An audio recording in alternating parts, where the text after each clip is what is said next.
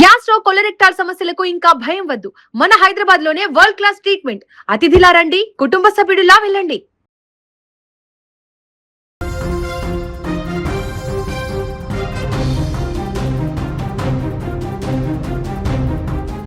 అనకాపల్లి జిల్లా అచ్యుతాపురం మండలం సముద్రంలో కలకలం రేగింది. నలుగురు నిపుణులు సముద్రంలో చిక్కుకున్నారన్న సమాచారంతో పోలీసులు పరుగులు తీశారు.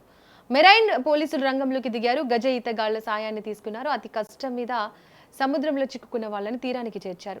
దీంతో అంతా ఊపిరి పీల్చుకున్నారు. ఇంతకీ ఆ నిపుణులు సముద్రంలో ఎందుకు వెళ్లారు, అక్కడ ఏం జరిగిందో తెలుసుకునే ప్రయత్నం చేద్దాం.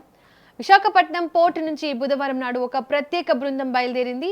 అనకాపల్లి జిల్లా అచ్యుతాపురం మండలం తంతడి సమీపంలో ఒక భారీ జెట్టి నిర్మాణానికి ప్రతిపాదనలు సిద్ధమయ్యాయి. ఆ జెట్టి నిర్మించాలంటే సముద్రం అడుగున ఉన్న నేల సామర్థ్యం ఎలా ఉందో తెలుసుకోవాలి. దీన్నే సాయిల్ టెస్ట్ అంటారు. ఈ పరీక్షలు నిర్వహించడానికి నలుగురితో కూడిన సాంకేతిక నిపుణుల బృందం రంగంలోకి దిగింది. భారీ యంత్రాలతో కలిసి వారు ఒక బార్జ్ పై ప్రయాణం ప్రారంభించారు.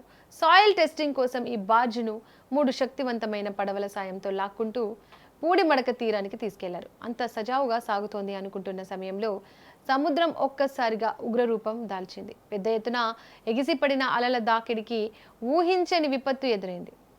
బార్జిను లాగుతున్న బోట్ల బలమైన తాళ్లు ఒక్కసారిగా తెగిపోయాయి. అలల ధాటికి మిగిలిన బోట్లో అక్కడ నిలవలేక పక్కకు తప్పుకోవాల్సి వచ్చింది. ఇంజిన్ లేని ఆ బార్జ్ నౌక నలుగురు నిపుణులతో కలిసి భయంకరమైన అలలపై కొట్టుకుపోవడం ప్రారంభించింది. ఏం చేయాలో తోచక కనీస ఒడ్డుకు చేరుకునే మార్గం లేక ఆ నిపుణులు నడి సముద్రంలో చిక్కుకుపోయారు. ఇక సముద్రంలో బార్జ్ చిక్కుకుపోయిందనే వార్త అందగానే పూడిమడక మెరైన్ పోలీసులు, అచ్యుతాపురం స్థానిక పోలీసులు ఒక్కసారిగా అలర్ట్ అయ్యారు. విషయం తీవ్రమైంది కావడంతో వెంటనే భారత నేవీ మరియు కోస్ట్ గార్డ్ అధికారులకు సమాచారం అందించారు. సమయం తక్కువగా ఉంది, చీకటి పడుతోంది, అలల వేగం పెరుగుతోంది. దీంతో ఏమాత్రం ఆలస్యం చేయకుండా పూడిమడక మెరైన్ పోలీసులు స్థానిక మత్స్యకారుల సాయం కోరారు. సముద్రంలో నైపుణ్యం కలిగిన గజ ఈతగాళ్లను, మత్స్యకారులను తీసుకొని ప్రత్యేక పడవల్లో ప్రాణాలను సైతం లెక్క చేయకుండా ఆపదలో ఉన్న ప్రాంతానికి బయలుదేరారు.